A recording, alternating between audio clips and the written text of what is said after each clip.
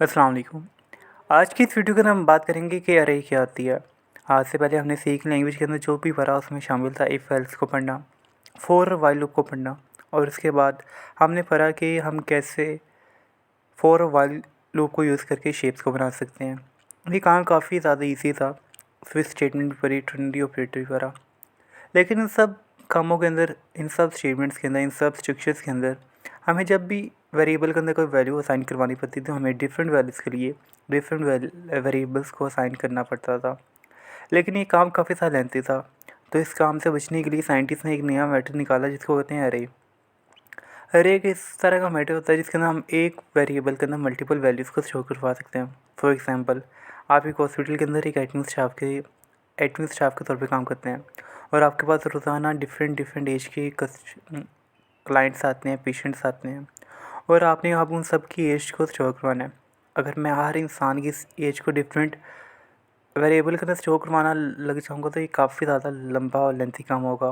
तो मैं वहाँ अरे का यूज़ करूँगा, और अरे यूज़ करने के बाद मैं एक ही वेरिएबल के अंदर उन सब की एज को स्टोर करवा लूँगा, और बाद में मेरे लिए काफ़ी ज़्यादा ईजी हो जाएगा उनको रिट्राइव करवाना और उनको प्रिंट करवाना।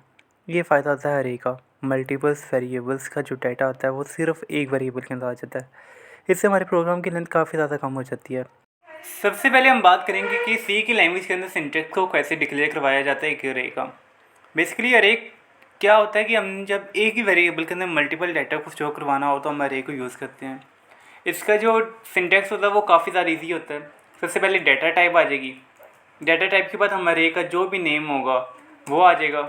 अरे के नेम के बाद हम इसके अंदर स्क्वेयर ब्रैकेट के अंदर इसकी वैल्यू लिखेंगे। वैल्यू क्या होगी, ये बताएगा कि इस अरे के अंदर मैक्सिमम कितने लेटर्स आ सकते हैं।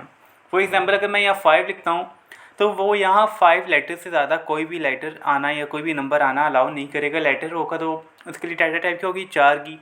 अगर वो नंबर होगा तो उसके लिए डाटा टाइप क्या होगी, इंट की। आगे इक्वल का साइन आ जाएगा, और ये जो होगा फिर कर्ली ब्रैकेट्स आ जाएंगे, उसके अंदर हम कोई भी वैल्यू अपनी मर्ज़ी से लिख सकते हैं। जैसे मैंने यहाँ 5 वैल्यूज़ यूज़र को गिवन कर दी और आखिर में आगे सेमीकोलन का साइन आ जाएगा। ये था अरे का एक बेसिक जनरल सिंटैक्स। अब बात करते हैं, हम कोई भी एक अरे को डिक्लेयर करवाने की कोशिश करते हैं। मैं इसको सबसे पहले कैंसिल आउट कर देता हूँ और यहाँ मैं लिख देता हूँ इंट। अरे का नाम ये रख देता हूँ, स्क्वेयर ब्रैकेट आगे मैं कहता हूँ कि 5 इसके अंदर वैल्यूज़ होंगी, इक्वल दबा दूँगा और बाद में कर्ली ब्रैकेट आ जाएंगी। कर्ली ब्रैकेट के बाद मैं आगे इसकी वैल्यू लिख दूँगा 12, 243, 44, 5, 5, 6, 6। ये 5 वैल्यूज़ मैंने उसके आगे अरे के अंदर लिख दी। अभी वैल्यूज़ को लिखने का मकसद ये है कि ये अरे को बता रहा है कि एक वेरिएबल है अरे का नाम का, जिसका नाम है ARR। अब उसके अंदर 5 वैल्यूज़ स्टोर हुई हैं। अगर हम सी की पिछले कंसेप्ट की तरफ जाएँ तो वहाँ हम क्या करेंगे, वहाँ हम करेंगे int x equal to 12 semicolon. फिर नेक्स्ट पे आ जाएंगे, यहाँ करेंगे int y equal to 243 semicolon, int z equal to 44। मतलब हमें इन 5 वैल्यूज़ को स्टोर करवाने के लिए 5 डिफरेंट वेरिएबल्स का यूज़ करना है। लेकिन जब ये प्रॉब्लम काफ़ी ज़्यादा बढ़ती रही तो साइंटिस्ट ने हमें एक नया फॉर्मूला बना के दे दिया जिसको हम कहते हैं अरे का, जो कि एक ही वेरिएबल के अंदर ARR के अंदर 5 डिफरेंट वैल्यूज़ को स्टोर कर सकती है। ये वैल्यू आप खुद से भी दे सकते हैं जबकि यूज़र से भी मांग सकते हैं, और यूज़र से मांगने का तरीका फॉर लूप के अंदर मैं आपको सिखाऊंगा। अब मैंने 5 वेरिएबल्स को यहाँ स्टोर करवा लिया। अगर मैं यहाँ से ये 5 लिखा हुआ कैंसिल कर दूँ तो सी का जो कंपाइलर होगा वो ऑटोमेटिकली तौर पर को डिटेक्ट कर लेगा कि इसके अंदर कितनी वैल्यूज़ आ रही हैं, फिर वो उसके हिसाब से यहाँ एक नंबर खुद से लिख देगा। फॉर एग्जांपल, अब यहाँ मैं 5 लिखूँ, 4 लिखूँ, 3 लिखूँ और यहाँ कोई भी नंबर ऐड ना करूँ तो सी का जो कंपाइलर है वो खुद ब खुद डिटेक्ट कर इसकी वैल्यू वहाँ अपनी मेमोरी के अंदर स्टोर करवा देगा। और एक बात याद रखिएगा कि अरे हमेशा 0 से स्टार्ट होती है, 1 से नहीं स्टार्ट होती है। अरे हमेशा 0 से स्टार्ट होती है। लेकिन अगर मैं यहाँ 4 टाइप कर दूँ, 4 टाइप करने से क्या होगा कि हमारे पास एक एरर आ जाएगा जो कि बताएगा कि आपने जो अरे का जो साइज़ दिया वो कम है उस डेटा से जो आप यूज़र की तरफ से प्रोवाइड हो रहा है आपको। तो ये एरर से बचने के लिए या तो आप प्रॉपर लिखें, या अगर आपने यूज़र से डाटा लेना है या आप यूज़र को बाउंड करना चाहते हैं कि वो 5 ही शेप डाले तो आप 5 ही शेप के यहाँ स्क्वेयर ब्रैकेट के अंदर लिख सकते हैं। लेकिन अगर आप चाहते हैं कि कोई एक कॉलेज का सिस्टम है और आप चाहते हैं कि स्टूडेंट्स आते जाएँ और आप स्टूडेंट्स का नाम आपको एंटर करते जाएँ और आपका एक डाटा बेस बनती जाए, तो मैं यहाँ कोई भी नहीं लगाऊंगा। उसके बाद ये होगा कि जितने भी यूज़र्स या जितने भी स्टूडेंट्स अपना डाटा एंटर करेंगे, कंपाइलर उन सबको रीड करके खुद ब खुद यहाँ एक वैल्यू को लगा देगा। ये तरीका था हमारे पास प्री डिफाइंड तौर पे, मतलब अपनी तरफ से डाटा देने का एक अरे के अंदर। मगर क्या हो गया अगर हमने ये डाटा यूज़र से लेना हो, हम अरे के अंदर स्कैनएफ जो है वो डिफरेंटली तौर पे यूज़ भी कर सकते हैं। इसके अलावा अगर हम चाहें तो स्कैनएफ को फॉर लूप की मदद के साथ एक ही फॉर लूप के अंदर स्कैनएफ को यूज़ कर सकते हैं। उसके बाद मैं एक स्कैनएफ लगा दूंगा, %d का साइन डाल दूंगा और उसके बाद मैं यहाँ कॉमा लगाकर इसमें जो साइन करवाने का मैट्रिक्स होता है वो सिंपल वेरिएबल से थोड़ा सा अलग होता है।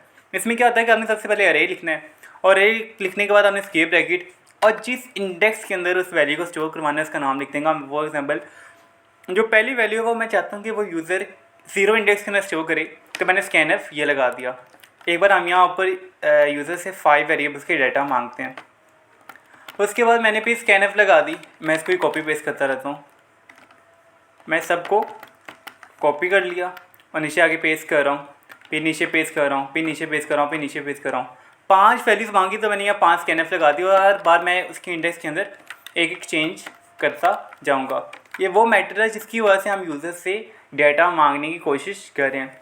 यहाँ 5 स्कैनएफ मैं लगा चुका हूँ और 5 स्कैनएफ का मतलब ये है कि 5 बार ये यूज़र से डाटा मांगेगी मेरी ये जो अरे है, और वो सारा का सारा डाटा एक सिंगल वेरिएबल के अंदर शो करवाएगी जिसका नाम है ARR अरे।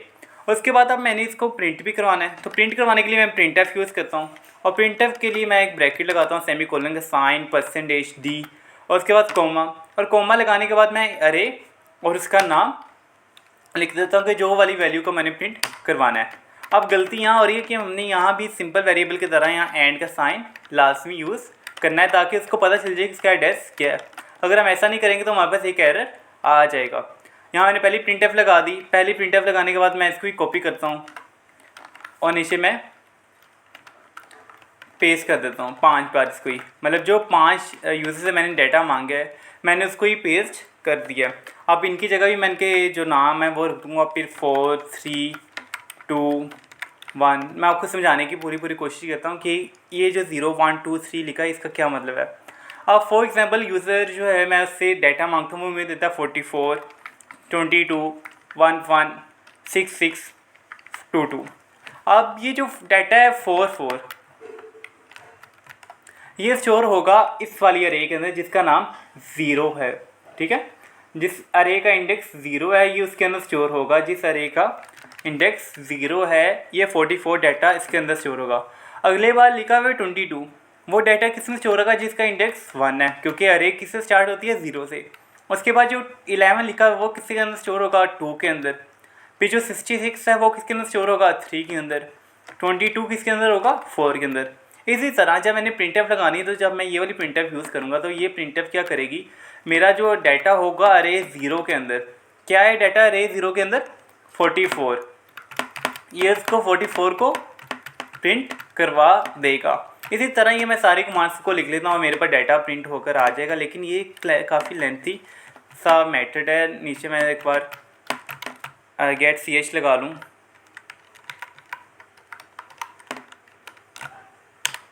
गेट ch लगा ली और आप इसको करते हैं सेव, क्योंकि मैं इसको अपने यूट्यूब वीडियो के लिए बना रहा हूँ तो मैं इसको YDR2C का नाम दे देता हूँ। और अब करते हैं इसको कंपाइल, और कंपाइल करने के बाद पहले तो मैं इसको अरेज कर देता हूँ क्योंकि ये मेरी ज़रूरत नहीं है और ये मैंने वैसे ही लिखा हुआ है।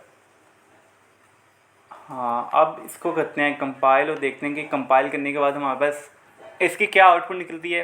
अब ये प्रोग्राम कंपाइल हो चुका है वह है और हम इसको वैल्यू देते हैं। पहले मैं वैल्यू देता हूँ 11, फिर 12, फिर 44, फिर 55, फिर 22 और उसके बाद ये सब वैल्यूज़ को मेरे पास एक लाइन के अंदर प्रिंट कर दिया और ये एक ही वेरिएबल के अंदर सारा का सारा डाटा स्टोर हुआ है जिसका नाम है ARR अरे। फॉर एग्जाम्पल अगर हमने पुरानी सी के अंदर जाना होता तो हम क्या करते हैं कि 5 डिफरेंट वेरिएबल लेते हैं, उन 5 डिफरेंट वेरिएबल के अंदर 5 डिफरेंट वैल्यूज़ को शो करवाते, फिर 5 डिफरेंट स्कैनएफ को यूज़ करवाते, फिर 5 डिफरेंट प्रिंटएफ यूज़ करते, तो काफ़ी ज़्यादा लेंथी प्रोग्राम था। तो इसलिए अरे का एक फॉर्मूला है जो कि हमारे काम को काफ़ी ज़्यादा ईजी कर देता है। लेकिन अभी भी देखें कि ये 10 स्टेटमेंट लगाना, 5 प्रिंटफ की और 5 स्कैनफ की काफ़ी ज़्यादा लेंथी काम है। तो हम क्या करते हैं, इसको हम कमेंट में ना देते हैं स्टेरिक, और एक सारा का सारा क्या हो गया,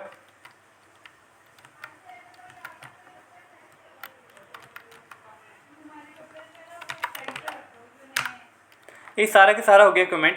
तो मतलब अभी इसका कोई रोल नहीं है। अब मैं एक फोर लूप का यूज़ करूँगा जो कि जिसके अंदर मैं एक वेरिएबल को डिक्लेयर करवाऊँगा और वो मेरा काम करेगा स्कैनफ लेने का और वही काम करेगा प्रिंटिंग करवाने का। तो मैं एक फोर लूप लगाता हूँ और फोर लूप के बाद मैं इन एक वेरिएबल को डिक्लेयर करवाता हूँ जिसका नाम मैं रखता हूँ 0, आई रखता हूँ और मैं कहता हूँ कि आई होना चाहिए 0 के इक्वल। फिर एक कंडीशन चला दूँ कि जब तक आई जो है वो लेस देन हो 5 से, तब तक आई के अंदर एक इंक्रीमेंट करते जाओ। उसके बाद उसके अंदर आ जाएंगे बॉडी के अंदर, और यहाँ आके मैं एक स्कैनफ लगा देता हूँ। स्कैनफ के अंदर मैं क्या कहता हूँ कि वैल्यू एंटर कर दो %d के अंदर और कॉमा लगा देता हूँ और उसके बाद लिख देता हूँ ARR और ब्रैकेट के अंदर आई। अब मैंने आई यहाँ क्यों लिखा है, यहाँ मैंने इंडेक्स का नंबर क्यों नहीं दिया, तो इंडेक्स का नंबर यहाँ आ चुका है ऊपर, 0 से स्टार्ट होता है, इसलिए मैंने आई को यहाँ 0 के इक्वल रखा। अब जो भी वैल्यू आएगी पहले यूज़र से इंटर लेगा वो आई 0 के अंदर होगी, फिर एक प्लस होगा, आई की वैल्यू अब 1 हो जाएगी। अब अगली जो नेक्स्ट वैल्यू आएगी वो आएगी ARR 1 मतलब इंडेक्स 1 के अंदर, फिर आई की वैल्यू के अंदर एक इंक्रीमेंट होगा, फिर इंक्रीमेंट होने के बाद आई की वैल्यू कितनी हो जाएगी, अब 2 हो जाएगी। तो जो भी वैल्यू आएगी वो आएगी इंडेक्स 2 के अंदर, फिर इंक्रीमेंट होगा, अब आई की वैल्यू हो जाएगी 3, जो भी वैल्यू आएगी वो आएगी इंडेक्स 3 के अंदर, अब आई की वैल्यू हो जाएगी 4 और जो भी वैल्यू आएगी वो स्टोर होगी इंडेक्स 4 के अंदर। ये काम होता है स्कैनफ का जो कि हमारा काफ़ी ज़्यादा काम को ईजी कर सकता है। इसके बाद मैंने डाटा को प्रिंट भी करवाना है तो मैं एक और फोर लूप ले लूँगा जिसके अंदर मैं आई को ही डिक्लेयर करता हूँ कि जब तक आई जो है वो लेस देन होता है 5 से और कंडीशन 2 है तो तब तक क्या करते रहो, प्रिंटफ रन करो एक, और उस प्रिंटफ के अंदर क्या करो तुम %d का साइन लगाओ, मतलब format specifier black slash n, ताकि जो आउटपुट नीचे एक लाइन के अंदर आई है अब ये अलग लाइन के अंदर आ जाए। और इसके बाद क्या करूँगा, मैं कोमा लगाऊंगा, कोमा लगाने के बाद जिसकी वैल्यू पुट मैंने लगानी है वो आ जाएगी आई और आ जाएगा यहाँ सेमीकोलन का साइन। अब ये फोर लूप क्या करेगी, ये फोर लूप ये करेगी, सबसे पहले आई की वैल्यू कितनी है 0, यहाँ पे इंट का साइन लगा देता हूँ मैं। ये फोर लूप क्या करेगी, जो पहले आई की वैल्यू है वो है 0, वो आके पहले 0 के अंदर जो भी इंडेक्स के अंदर जो भी डाटा स्टोर होगा उसको प्रिंट करवा देगी। फिर जब आई की वैल्यू इंक्रीज़ होगी और हो जाएगी 1, फिर आएगी, अब यहाँ आ जाएगा ARR 1, अब जो भी 1 के अंदर जो भी इंडेक्स 1 के अंदर वैल्यू होगी वो उसको प्रिंट करवाएगी। अब इंक्रीमेंट दोबारा होगा और उसके बाद दोबारा वैल्यू 2 की प्रिंट होगी, फिर 3 की और फिर 4 की, और आखिर में यहाँ आ जाएगा 5 कंडीशन फोल्स कर जाएगी और वहाँ से एग्जिट करके आ जाएगा गेट CHP और यहाँ से प्रोग्राम का एंड हो जाएगा। आप देख सकते हैं कि जहाँ मैंने यहाँ 10 स्टेटमेंट लगाई थी, 5 स्कैनफ की और 5 प्रिंटफ की, वो सारा का सारा फंक्शन मेरा फोर लूप ने 2 ही कमांड्स के अंदर परफॉर्म कर दिया। ये था आज के लिए। आज की इस वीडियो का हमने पढ़ा कि अरे क्या होती है और सारा के सारे उसका फंक्शन पढ़े कि उसको कैसे स्कैनफ में स्टोर करवाते हैं, कैसे हम उसकी वैल्यू को रिट्राइव करवाते हैं। कल की वीडियो का हम पढ़ेंगे कि अगर कोई यूज़र हमें कोई भी नंबर देता है अरे के अंदर, हम उसको असेंडिंग ऑर्डर के अंदर या डिसेंडिंग ऑर्डर के अंदर कैसे अरेंज या सॉर्ट आउट करवा सकते हैं। अगर आपको कोई भी क्वेश्चन है अरे के मतलब तो हम नीचे कमेंट सेक्शन के अंदर पूछ सकते हैं। मिलते हैं कल की वीडियो में। अल्लाह हाफिज़।